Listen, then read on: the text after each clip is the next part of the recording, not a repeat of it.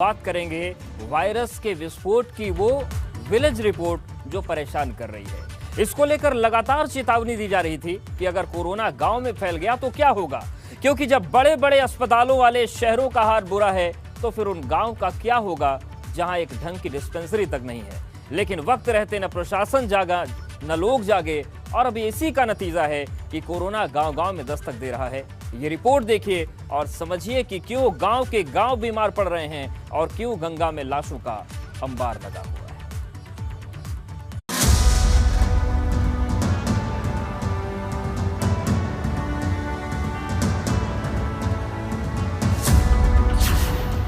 शहरों में तांडव मचाने के बाद अब गांव-गांव पहुंचा कोरोना। कहीं पूरा गांव पॉजिटिव, तो कहीं बॉर्डर को करना पड़ा सील। वायरस की दस्तक से दहशत में प्रशासन। शहरों में भले ही आंकड़े अब कम होने लगे हों, लेकिन गांव के हालात बिगड़ने लगे हैं। वायरस शहरों में कहर मचाने के बाद अब गांव में तांडव मचाने लगा है, क्योंकि गांव में जांच रफ्तार भले ही धीमी हो, लेकिन जिन गांव में हो रही है वहां थोक के भाव में कोरोना के नए केस मिल रहे हैं। आम्बेडकर नगर के भ्याल ब्लॉक के बिलारी गांव में 32 लोग एक साथ कोरोना पॉजिटिव मिलने से हड़कंप मच गया। जैसे ही ये खबर प्रशासन को मिली, तुरंत मौके पर पहुंचे और पूरे गांव को सील कर दिया गया। पूरे गांव को की बैरिकेटिंग की गई है, सैनिटाइजेशन किया जा रहा है और हमारे आरआरटी भी सतर्क है। ये अपनी सैंपलिंग लेने के लिए यहाँ तैयार हैं। प्रत्येक घर के प्रत्येक व्यक्ति की ली जाएगी, और भी अगर कुछ निकल जाएंगे तो उनके, और सारी मेडिकल किट, सारी व्यवस्था जो यहाँ उपलब्ध है। पूरे गांव को बैरिकेड कर दिया गया। सर, गांव के लिए खाद्यान्न की क्या व्यवस्था है? खाद्यान्न के लिए व्यवस्था किया गया है। एक जो है स्वचालित गाड़ी पे सब्जी और कच्चा खाद्यान्न इन लोगों को स्वयं पहुँचाया जाएगा। लेकिन ये सिर्फ एक गाँव की कहानी नहीं है, क्योंकि सच तो ये है कि पंचायत चुनाव के बाद कोरोना की एंट्री हर गांव में हो चुकी है। चुनाव के बाद गांव में हुआ है, अतः ऐसी स्थिति में ये हम लोगों का ये प्रयास है कि ग्रामीण क्षेत्रों में आरआरटी टीम और जो प्रत्येक गांव पंचायत में जो निगरानी समितियां बनी हुई हैं उनको क्रियाशील करके और सैंपलिंग, टेस्टिंग और ट्रैकिंग कराई जाए। यहाँ कुछ व्यवस्था नहीं है, कोई आता जाता नहीं है। कोई स्वास्थ्य कर्मी, स्वास्थ्य विभाग का कोई डॉक्टर यहाँ आ रहा है आप लोगों के यहाँ? कोई नहीं आ रहा। फिर कैसे आप लोग कोरोना महामारी है, जो कोरोना लगातार बढ़ रहा है, कैसे आप लोग बच रहे हैं? अपने आप से बच रहे हैं, और क्या करें। प्रशासन की तरफ से कोई व्यवस्था? कोई नहीं। और अब प्रशासन भी गांव-गांव पहुंच चुके अदृश्य दुश्मन से लड़ने की तैयारी कर रहा है, क्योंकि बात सिर्फ कोरोना पॉजिटिव होने तक सीमित नहीं है। मौत के मामले भी अब सामने आ रहे हैं और गंगा में बहती लाशें उस अनकहे रहस्य से पर्दा हटा रही हैं, जिसे प्रशासन ने आंकड़ों में शामिल करने से इनकार कर दिया है। गंगा में बहती लाशों का अदृश्य दुश्मन से क्या है कनेक्शन? नदियों में क्यों तैर रही है लाश? कब गिरेगी जिम्मेदारों पर गाज? गंगा नदी में लाशों का अंबार लगा है। भदोही में उस वक्त हड़कंप मच गया जब गंगा नदी में राम घाट के पास 2 लाशें तैरती हुई मिली। वहीं 2 दिन पहले भी 4 शव तैरते हुए मिले थे। हाँ, गंगा जी की तरफ से छठई मट्टी है कि जो उनकी पानी के अंदर से माने उतराएगी ब्या। ऐ के माने हम खुद माने डील करा, जो कि एक पैसा भी नहीं पावा, और अपने से माने बहावत है कि आदमी इतराज न करें कि किसी के कहने पर बहाए हैं कि अपने से बहाए हैं? माने अपने से बहाए हैं। आदमी लोग बोले थे। नहीं, मतलब पुलिस भी आई थी? नहीं, पुलिस नहीं आया था, कोई नहीं आया था। हाँ। कोई नहीं आया था। हम अपने कहे से, अपने उठा से बहाए से अनुसार से। वहीं गाजीपुर के दैत्रावीर मंदिर के पास गंगा किनारे 6 शव मिलने से प्रशासनिक अमले में खलबली मच गई। खबर मिलते ही अधिकारी तुरंत मौके पर पहुंचे और शवों को गंगा नदी से निकालकर दफनाया गया। लेकिन आसपास के लोगों में दहशत का माहौल है, क्योंकि शमशान घाट पहले से फुल है। वहीं जलाने के लिए लकड़ी कम पड़ रही है और अब लोग शवों को गंगा में बहाने लगे हैं। लेकिन इससे कोरोना का खतरा और भी ज्यादा बढ़ सकता है। यही वजह है कि प्रशासन लगातार ऐसे लोगों से अपील कर रहा है कि अगर उन्हें अंतिम संस्कार करने में परेशानी आ रही है तो वो उन्हें बताएं। लेकिन इसके बाद भी नदियों में लाशें नजर आ रही हैं, जो आने वाले खतरे को और ज्यादा बढ़ा रही है। Bureau report, ABP Ganga. गांव के दंग करने वाले हालात आपने देखे। अब एक ऐसी बीमारी के बारे में समझिए जो कोरोना से ज्यादा खतरनाक है। ऐसा हम इसलिए कह रहे हैं क्योंकि ये बीमारी उन लोगों को अपनी पकड़ में ले रही है जिन्हें कोरोना हो रहा है। मतलब कोरोना से बच गए तो बीमारी घेर लेगी। इस बीमारी का नाम है ब्लैक फंगस, लेकिन इसका काला सच उससे भी ज्यादा खतरनाक है। ये रिपोर्ट देखिए और समझिए।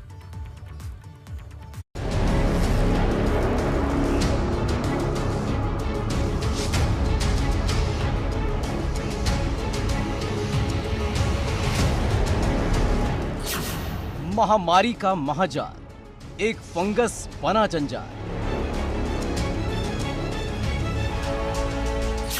ये कुदरत का कहर या महामारी का जहर। ब्लैक फंगस का काला धंधा लोगों को कर रहा है अंधा। कोरोना से बचोगे तो ब्लैक फंगस पकड़ लेगा। कोरोना का वायरल लोगों को बीमार कर रहा है, उनकी जान ले रहा है, लेकिन उससे भी ज्यादा खतरनाक है यह दृश्य बीमारी, जिसके नाम की दहशत पूरे देश में गूंज रही है। डॉक्टर इसे म्यूकोमाइकोसिस बता रहे हैं, लेकिन इस जटिल बीमारी का आसान नाम है ब्लैक फंगस, जो लगातार लोगों को अपना शिकार बना रहा है। लखनऊ में इस बीमारी ने एक ऐसी महिला की जान ले ली है जो कोरोना को मात दे चुकी थी, और अब ब्लैक फंगस के मामले अलग अलग शहरों से सामने आ रहे हैं। बिजनौर में 10 मरीजों पर ब्लैक फंगस का साया। बिजनौर में पिछले 15 दिनों में 10 से ज्यादा मरीजों की पहचान हो चुकी है। जिन मरीजों को ब्लैक फंगस ने जकड़ा है वो ठीक से इसका नाम तक नहीं जानते हैं। यही वजह है कि शुरुआत में मरीजों को पता भी नहीं चला कि उन्हें कितनी खतरनाक बीमारी ने जकड़ रखा है। कोरोना पेशेंट्स में, यूजुअली डायबिटिक पेशेंट्स में, जिनको ज़्यादा जल्दी स्टेरॉइड चलता रहता है, ज़्यादा जल्दी स्टेरॉइड शुरू रहता है, उनमें ज़्यादा कॉमन है। और ये आजकल बहुत ज़्यादा दिखाई दे रहा है। जो पहले साल में एक आध मरीज आता था, वो हमने पिछले 10 दिन में करीब 10-15 दिन में करीब 10 मरीज देख लिए। और आज सुबह से 2 मरीज देख चुका हूँ, तीसरे का फ़ोन आया है। आज सुबह से भी 3 मरीज समझ लीजिए सुबह से फंगस के आ गए। लेकिन मजबूरी यह है कि बिजनौर में अभी दवाई अवेलेबल नहीं है। एम्फोटेरेसिन 2 इंजेक्शन लगते हैं। मथुरा में बुजुर्ग महिला ने गंवाई आंखों की रोशनी। ब्लैक फंगस ने इस 72 साल की महिला की आंखों की रोशनी छीन ली। इन्हें कोरोना हुआ था, इलाज के लिए अस्पताल में भर्ती कराया। बेटे ने लाख से 1.5 लाख रुपए खर्च भी किए। कोरोना तो ठीक हो गया, लेकिन ब्लैक फंगस का काला साया इनकी आंखों की रोशनी ले गया। एक दिन मैं माताजी से बोला, माताजी लाइट जला दूं क्या?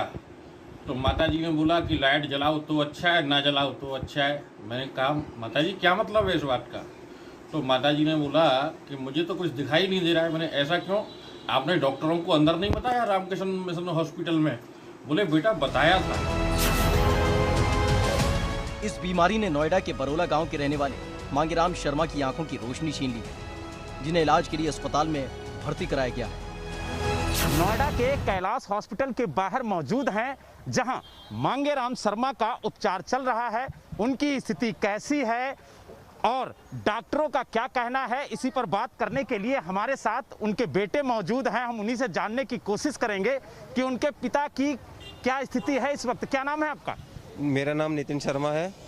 और नितिन जी, ये बताइए कि आपके पिता की क्या स्थिति है? उनके आंखों की रोशनी वापस आई है या अभी भी रोशनी नहीं आई है? नहीं सर, अभी नहीं आई है। जो आंखों के डॉक्टर हैं उन्होंने देखा है तो बोले कि मतलब आंखों का जो विजन है बिल्कुल चला गया है और दोनों आंखें उनकी बंद हो चुकी हैं। ब्लैक फंगस ने पूरे हेल्थ सिस्टम की परेशानी बढ़ा दी है।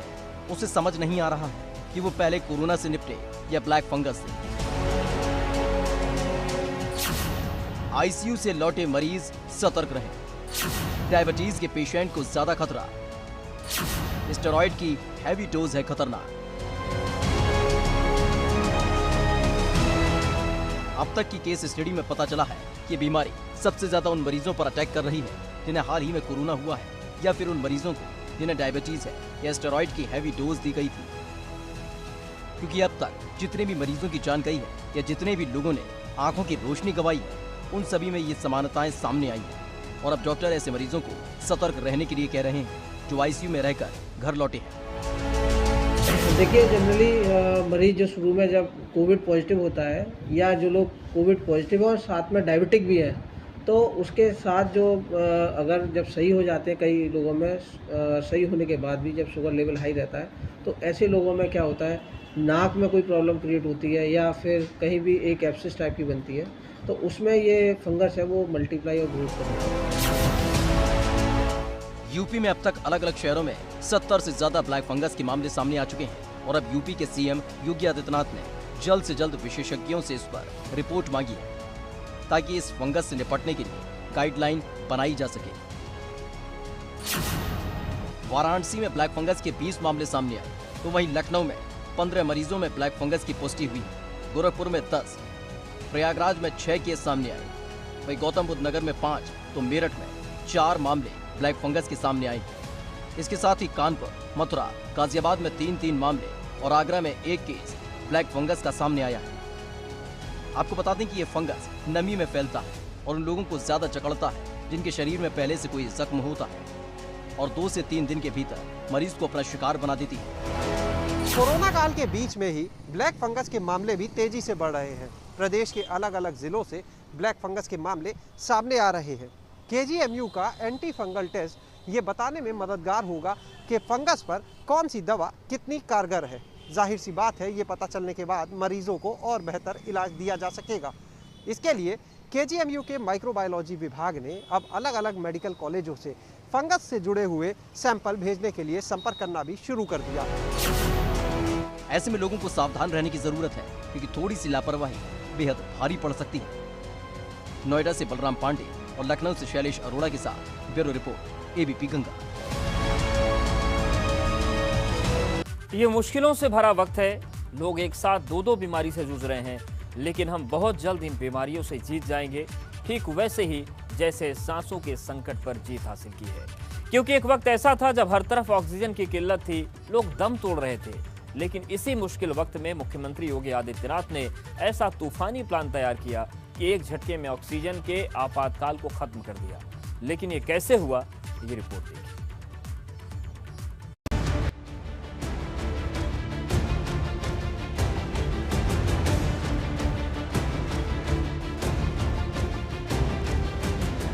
सांसों के संकट को खत्म करने वाला तूफानी प्लान। यूपी में कैसे खत्म हुआ ऑक्सीजन का आपातकाल। जब कोरोना का वायरस मौत बनकर सितम ढा रहा था, तब सबसे ज्यादा किसी चीज की जरूरत थी तो वो थी ऑक्सीजन। पिछले 15 दिनों में हमने ऑक्सीजन की किल्लत से कई लोगों को तड़प के मरते हुए देखा। एक साथ इतने मरीज सामने आ गए कि ऑक्सीजन की पूरे प्रदेश में किल्लत हो गई। अस्पतालों में ऑक्सीजन नहीं, ऑक्सीजन प्लांट पर ऑक्सीजन नहीं, हर जगह ऑक्सीजन की खोज शुरू हो गई। जहां थी वहां लंबी लंबी कतार नजर आने लगी। ऐसे में मुख्यमंत्री योगी आदित्यनाथ ने ऑक्सीजन की कमी को दूर करने का बीड़ा उठाया और यूपी में ऑक्सीजन सप्लाई का जिम्मा अपर मुख्य सचिव गृह अवनीश अवस्थी को सौंपा, जिसके बाद अवनीश अवस्थी ऑक्सीजन की व्यवस्था को दुरुस्त करने में जुट गए। मैं बस पहले तो ये बताना चाहूँगा कि लगभग 22-23 अप्रैल के आसपास जब ये ऑक्सीजन की डिमांड एकदम से बढ़ी तो माननीय मुख्यमंत्री जी ने अपनी टीम 9 की बैठक में पहला निर्णय तो ले लिया कि सभी विभाग जो ऑक्सीजन से जोड़ सकते हैं उनको जोड़ा जाए और एक कमांड सेंटर यानी एक पूरा कंट्रोल रूम सेंट्रल बनाया जाए। उन्होंने गृह भाग को जोड़ा क्योंकि सभी प्रशासनिक और पुलिस अधिकारी हम लोग जो है मैनेज करें। उन्होंने FSDA को जोड़ा जो पूरे ड्रग इंस्पेक्टर्स और हमारी पूरी टीम है ऑक्सीजन सप्लाई की जो रिफिलर्स के माध्यम से पूरी व्यवस्था करती है उसको जोड़ा। ट्रांसपोर्ट को जोड़ा जहां पर हमारे टैंकर्स थे और जो टैंकर्स ऑक्सीजन के थे साथ साथ आर्गन और नाइट्रोजन के टैंकर्स को कन्वर्ट कराया और फिर मेडिकल डिपार्टमेंट और मेडिकल एजुकेशन डिपार्टमेंट को जोड़ा। अप्रैल के दूसरे हफ्ते के बाद जो तेजी आई तो उसका असर ये हुआ कि 13 मई को यूपी में एक दिन में 24 घंटे में प्रदेश के मेडिकल कॉलेजेस, चिकित्सा संस्थानों, निजी अस्पतालों और रिफिलर्स को रिकॉर्ड तोड़ 1031.43 मीट्रिक टन ऑक्सीजन की सप्लाई की गई। यूपी में ऑक्सीजन की सप्लाई के मॉडल की खुद नीति आयोग ने तारीफ की। इतना ही नहीं, सेल्फ प्रोडक्शन के तहत एयर सेपरेटर्स यूनिट के माध्यम से भी 81.87 मीट्रिक टन ऑक्सीजन की आपूर्ति की गई। वहीं होम आइसोलेशन के 3,471 मरीजों को 26.44 मीट्रिक टन ऑक्सीजन के सिलेंडर्स के जरिए बीते 24 घंटे में दी गई, जो अपने आप में एक रिकॉर्ड है जो ये बताता है कि जिस यूपी में 25 दिन पहले ऑक्सीजन को लेकर हर तरफ हाहाकार मचा हुआ था, वहां अब मांग से भी ज्यादा सप्लाई हो रही है। अब आप देखिए, हम लोग ने इस कंट्रोल रूम के शुरू होने पर लगभग 500 टन, 530-38 टन, एक दिन जब टैंकर लौटने लगे तो फिर उस दिन कम हो गया, तो लगभग 400 से 500 टन देते थे। अब आप देखेंगे पिछले 6-7 दिन में हम 1000 टन दे रहे हैं। और ये हुआ कैसे? एक तो हरे रंग से आपने देखा टैंकर की सप्लाई बढ़ी, नीले रंग से देखा हमें रेल विभाग, रेल मंत्रालय का, हमें भारतीय रेल का पूरा सहयोग मिला, रेल से हमने सप्लाई किया। और हम ये भी बता दें कि हमको एयरफोर्स का यानी रक्षा मंत्रालय का भी सहयोग किया। तो केंद्र सरकार की हर एजेंसी, स्टेट गवर्नमेंट की हर एजेंसी का ये पूरा एक वो है, मुख्यमंत्री जी का मार्गदर्शन है कि हम लोग 1000 टन पर पहुंच गए। लेकिन यूपी में सांसों का ये संकट कैसे दूर हुआ, जरा इससे भी समझ लेते हैं। Oxygen monitoring system for UP नामक डिजिटल प्लेटफॉर्म तैयार किया गया, जिसका उद्घाटन 23 अप्रैल को मुख्यमंत्री योगी आदित्यनाथ ने किया है। ये व्यवस्था शुरू करने वाला उत्तर प्रदेश देश का पहला राज्य बना। इस पारदर्शी व्यवस्था की देश भर में तारीफ हुई और कई राज्यों ने इससे सीख ली। ऑक्सीजन की बर्बादी न हो, इसके लिए प्रदेश के गृह विभाग में अलग से एक विशेष नियंत्रण कक्ष बनाया गया और रेल से ऑक्सीजन लाने वाला यूपी पहला राज्य बना, जिसकी पूरी ऑनलाइन मॉनिटरिंग की गई। लेकिन ऑक्सीजन की सप्लाई कम समय में हो सके, इसके लिए खाली टैंकर को हवाई जहाज से रिफिलिंग स्टेशन तक पहुंचाया गया। समय कम था, इसलिए काम दिन रात हो रहा था। इस पर अपर मुख्य सचिव गृह अवनीश अवस्थी लगातार नजर रखे हुए थे, या यूं कहें उनकी देखरेख में सारा काम हो रहा था। और ये इसी का नतीजा था कि सिर्फ 3 दिन के भीतर पूरा उत्तर प्रदेश सभी स्वास्थ्य सेवा केंद्रों को 800 मीट्रिक टन LMO की सप्लाई करने में सक्षम था। और अब ये इसी का असर है कि कहीं से भी ऑक्सीजन की किल्लत की कोई खबर सामने नहीं आ रही है, बल्कि यूपी ने ऑक्सीजन का ऐसा चक्र बनाया है कि अब जरूरत पड़ने पर दूसरे राज्यों की मदद भी की जा रही है। एबीपी गंगा के लिए अनुभव शुक्ला की रिपोर्ट। उन्नाव जिले के सिकंदरपुर सरोसी के रहने वाले किसान अरविंद निषाद से प्रधानमंत्री मोदी ने सीधी बात की।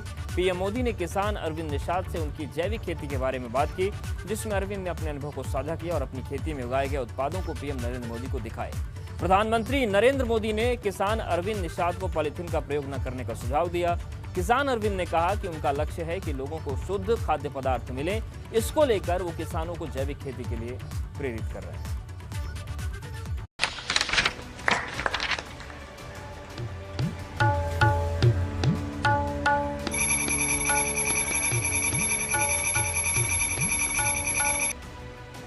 ये वो दौर है जिस दौर में इंसान मजबूर और लाचार हो चुका है। लगातार जाती हुई जिंदगी के बीच लॉकडाउन के फैसले ने आम जनता को परेशान करके रख दिया है। खाने कमाने की दिक्कत के बीच लोगों के माथे पर चिंता की लकीर खिंच गई है। ऐसे में पीएम मोदी ने अपने वादे को विस्तार रूप दिया है। वो वादा जो उन्होंने साल 2018 में किया था और वक्त वक्त पर उस वादे को निभाते भी रहे हैं, जिससे किसानों के चेहरे पर राहत की मुस्कान खिल गई।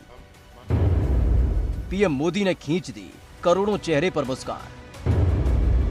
सम्मान निधि पाकर खुश नजर आए किसान। प्रधानमंत्री जी से 6 लाभार्थी किसानों से सीधा संवाद स्थापित करने के लिए अनुरोध करें। दरअसल साल 2018 में शुरू हुए प्रधानमंत्री किसान सम्मान निधि योजना को विस्तार रूप देते हुए पीएम मोदी ने एक बार फिर से किसानों से संवाद किया और उनके खाते में सम्मान राशि ट्रांसफर की, जो इस महामारी के दौर में किसानों के लिए किसी राहत से कम नहीं है। किसान सम्मान निधि की पीएम ने किश्त की जारी। 2021-22 की पहली किश्त देश के किसानों को दी। देश के करीब 9.5 करोड़ किसानों को मिला पैसा।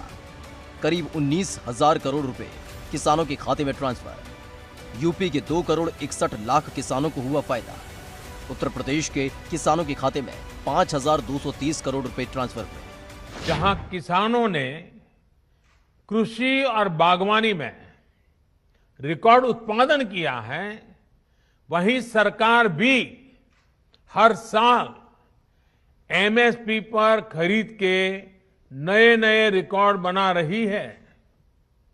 पहले धान की और अब गेहूं की भी रिकॉर्ड खरीदी हो रही है। इस वर्ष अभी तक बीते वर्ष की तुलना में लगभग 10% अधिक गेहूं एमएसपी पर खरीदा जा चुका है। अभी तक गेहूं की खरीद का लगभग 58,000 करोड़ रुपए 58,000 करोड़ रुपए सीधे किसानों के खाते में पहुंच चुका है। जी नमस्ते। सबसे पहले आपको कोटि कोटि प्रणाम सर। इस मौके पर पीएम मोदी ने किसानों से सीधा संवाद किया और इस महामारी से साथ मिलकर लड़ने का आह्वान किया। इस मौके पर सीएम योगी आदित्यनाथ भी वर्चुअल माध्यम से जुड़े। इस दौरान पीएम मोदी ने यूपी के किसानों से भी संवाद किया तो उनके चेहरे खिल गए, जहां किसानों ने दिल खोलकर मन की बात पीएम मोदी से की। अरविंद जी नमस्ते। सबसे पहले आपको कोटि कोटि प्रणाम सर। अरविंद जी। जी सर। ये पीएम किसान सम्मान निधि का जी देश के छोटे किसानों को जी बहुत लाभ हो रहा है। जी सर। और मुझे बताया गया है कि आपके सामने भी कम जमीन की बहुत बड़ी समस्या थी। जी सर। अरविंद जी, आपने जैविक खेती की तरफ ही क्यों मुड़े और इससे आपके जीवन में क्या अंतर आया? जी सर, ग्रेजुएशन करने के बाद हमने अपनी खेती में कुछ नया करने के लिए सोचा था, तो उसी समय माननीय मुख्यमंत्री जी के द्वारा गंगा यात्रा चलाई जा रही थी, जिसमें हमने भाग लिया और आप भी माननीय अटल घाट पर आए हुए थे तब। उसके बाद कृषि विश्वविद्यालय कानपुर में हमने माननीय मुख्यमंत्री जी और माननीय राज्यपाल जी का जो जैविक खेती का प्रशिक्षण चल रहा था उसमें हमने भाग लिया और वहां से हमने प्रशिक्षण भी लिया सर। और उसके बाद हमने सोचा कि अब हम भी जैविक खेती करेंगे, तो हमने यूपी डास्प और कृषि विभाग के अधिकारियों से संपर्क किया और उनसे हमने जैविक खेती की पूरी ट्रेनिंग ली। इस दौरान किसान अरविंद ने बताया कि किस तरह से वो जैविक खेती कर रहे हैं और साथ ही बाकायदा कई किसानों को मिलाकर समूह भी बना लिया है। किसानों के चेहरे पर मुस्कान लाने का काम साल 2018 में प्रधानमंत्री किसान सम्मान निधि योजना के तहत किया जा रहा है।